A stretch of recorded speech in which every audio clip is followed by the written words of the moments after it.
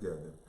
So we left off talking about the Cleveland Browns and the New Orleans. See, I'm all cool. The Seattle Seahawks game, and I said I wanted to talk more about the Cleveland Browns. So here we go. Cleveland Browns, Baker Mayfield. A lot of stuff to talk about with this crew, with this group. As we know from the beginning of the season, over the summer and the off season, they were pegged to be a really good team. They were pegged to make a turnaround from the prior season, turn around from being the bottom feeders of the NFL and start to make some way up the scale, up the ladder. Well, after having Baker Mayfield start about halfway through last season, he showed some promise. He showed some signs. And people, I know you tune in and you know I say this all the time, but I have to say it again. I always talk about, transition. And like I said, he came in, he started, was it week 4, week 5 of last season. Then he continued the rest of the season. He made some plays, got them some wins off of his excitement, his adrenaline, his swag, if you will. That was his first season. Teams didn't know what to expect. Okay. He ad-libbed a lot. He made a lot of plays. He extended a lot of plays. So it's hard when it's their first time playing against this kid from week to week to get a read on what it is that you can do to subside a lot of things that he can do. Once you have enough tape on someone, you can begin to figure out ways to subside a lot of the things that they can do. You can decide how you want to attack them. You can decide how you want things to play out, or how you would expect things to play out with your game plan. But I don't know what's going on there in Cleveland. I am starting to begin to get this little feeling that everybody's saying what everybody's saying could be true, that he is slightly overrated. And I say this because what I've seen from week to week, going all the way back to last season, and especially this early in the season so far, I see that he struggles with consistency. He struggles with his progressions as being a quarterback and reading his progressions throughout the game. Sometimes his swagger, his ability to extend plays gets a hold of him, and then they begin to hurt him and the team. I don't know how long Freddie Kitchens is going to be around. I don't know what's going to happen. And it's tough because there's a lot of talent around him. Like I mentioned to Frank a few weeks ago, the week before that game, when they played San Francisco, I said that although it's probably going to be the other way than what I picked, and I just picked Cleveland just because at the time I felt like they needed a win. And I felt like their skill position players were more talented than San Francisco's skill position players. And to this day, I still think that. Except for, and I also thought that about the quarterback at the time as well. But as we progress, the quarterback is beginning to be eliminated from that equation. Like I said, I still think Odell Beckham and Jarvis Landry are better than the wideouts in San Francisco. But that's nonetheless, and that's a moot point because San Francisco is 5-0, Cleveland Browns are 2-4, and we're talking Cleveland Browns right now. But that was just a conversation that we had on the show. But again, it's hard to believe, and don't forget Nick Chubb, the running back, pretty good running back. So I don't know if being creative as they were in the San Francisco game, or they tried to be creative in that San Francisco game to get Odell Beckham involved. I don't think that's the way. Uh, I mean, you've got to get him in a way where you have to begin to spread the ball around. Because now teams are going to look at you and teams are going to say that they want to try and get creative to get OBJ into the game. So what we'll do is we'll do things to take all of that away.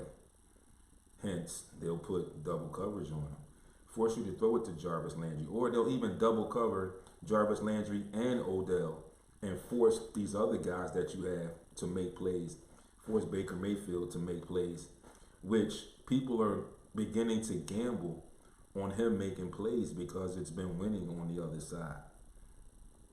So people have taken that gamble and have been winning so far this season. So again, Cleveland Browns, overrated. I'm beginning to think so because they just can't seem to get it together. Like I said, week 5, they barely scored any points. They lost. Week 6, they did a little bit better. They got 28 points, which means they scored a couple touchdowns. Still didn't win.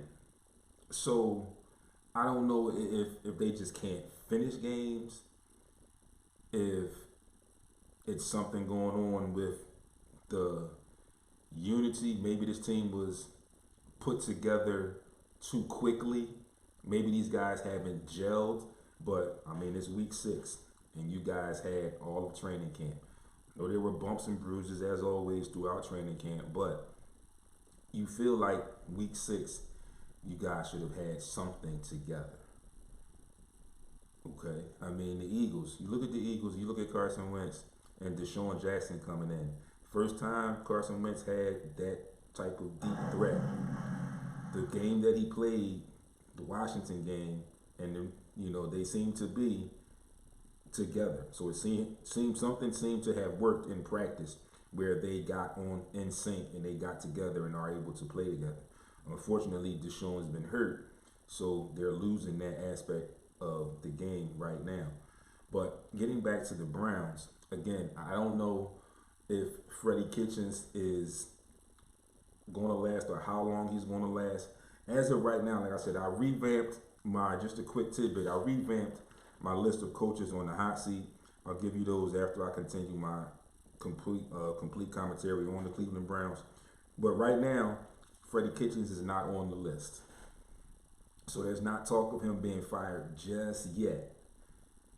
And again, like I said, it's week 6, and it's just like I said, it's just funny because the Cleveland Browns will show you some things one week, and then the next week, it looks like they just totally forgot how to play football. So I don't know how it's going to happen, what's going to happen. I think these guys need to possibly change up their strategies, like get away from the gimmick plays to try to get Odell involved in the game. Just throw the ball to him. Devise some plays where you can have the running back step out or go 12 personnel where you can't double team Odell and go to him early. You have to create offense where you get the matchups that you want, like winning NFL teams do. Or you have to allow Baker to adjust the play with what he sees at the line of scrimmage, like the top flight quarterbacks are allowed to do, and the up and rising quarterbacks are now being allowed to do. So you have to find other ways to get these guys involved. Like, I haven't heard Jarvis Landry's name a lot at all. So it leads you to believe what's going on there.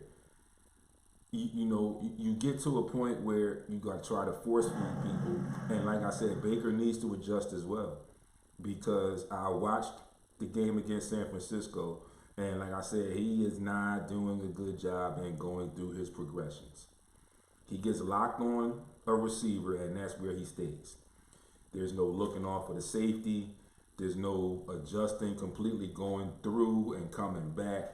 So that makes it tough as a quarterback because now guys can sit back. You got, depending on where you are on the positioning on the field, You got linebackers that can sit back and play midfield, and then a safety that can play center field, deep center field.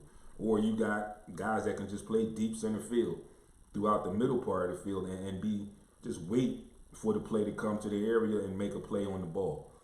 So I think some adjustments are going to definitely need to be made. So I don't know. Like I said, I'm starting to believe that both the Cleveland Browns and Baker Mayfield are overrated.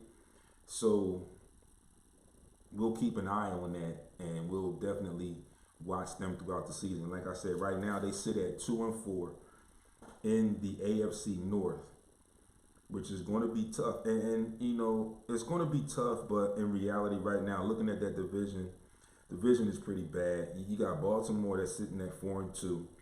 Cleveland and Pittsburgh are both tied for second place at 2-4. And then you got Cincinnati at 0-6. So as far as division, they might be able to do something because they still got division games to play. So they might be able to do something, but we'll see, like I said. So just like I said, to give you this last tidbit before I take another quick break, the coaches that are on the hot seat, and this is the list, current list from what I announced last week. Dan Quinn of the Falcons, Ron Rivera of the Panthers, Jason Garrett of the Cowboys, and Mike Tomlin of the Pittsburgh Steelers. And like I mentioned, Freddie Kitchens' name is not on this list as of yet. So now, again, before I take my next break, while we are live, I told you I had some tickets to give away. And I told you I was going to figure out a way or think of a way how I was going to give these tickets away. But first, I'm sure people want to know what I'm giving these tickets away for. What are these tickets for? You're saying you're probably sitting home or whatever saying, oh, you got tickets, but wait, I always like to win tickets, but what am I winning tickets for? So I don't know how you are, how you celebrate or whatever, but people always have Halloween parties. So there's a Halloween party coming up. Track Money and Big Tang are having a Halloween party Thursday, of course, Thursday, 10/31/19, which is Halloween, October the 31st, 2019, from 9 p.m. to 2 a.m. at the new Lou and Chew Lounge, okay, which is a sponsor of Heat 100 Radio. So I have 2 tickets. Tickets are $20 if you don't win these 2 that I have. Now, there will be a $250 special cash prize for the scariest and or the sexiest costume. I said and or because you could get scary and sexiest in both. So we'll see what happens. Free buffet, drink specials, surprise guests. You can contact Big Tang for tickets at 215-303-8800. But again, I have 2 tickets to give away. So while I'm live, when I come back, somebody wants these tickets, I'm sure they will let me know. But what I'm going to do is I'm going to hold off until the end of the show. So I don't want you to chime in while I'm live and tell me anything about what I'm getting ready to tell you how you can win these tickets. I need you to hold that information until after the show is over. So the show's over at 1. So sometime after 1 p.m., we will see what happens with these tickets. Now, I mentioned something earlier in the show about a record-setting female. Again, I mentioned something earlier in the show about a record-setting female. And I'm going to be even a little bit more specific. An African American female set a record for something. If you can tell me who that was and what that record was, tickets are yours. So what I'm going to need you to do is sometime this afternoon, and I'm going to check my messages frequently. I'm going to need you to send me a message on Facebook in the group page, SportsRap Radio Show. Okay? Get over there, leave me a page message there, or you can go to Instagram for the same thing. And I will post these both on Facebook and Instagram once I finish with the show today, once I go off air. But you need to tell me who the female, African American female was, and what record was set. I told you in the beginning of the show. If you didn't find it, you need to tune in. Call somebody that tuned in. If you call somebody that tuned in and they give you the answer, then you on the hook for taking them with you to the show with these 2 tickets. So 2 tickets are on the line. It's your boy D. Like I said, I will post all this information again after the show is over. I will definitely mention it again before I go off air. Stay tuned, folks. Coming up, Philadelphia Eagles talk, and possibly we're going to get into a little Sixers talk for the upcoming season. Stay tuned, folks. I'll be on the other side in just a few minutes.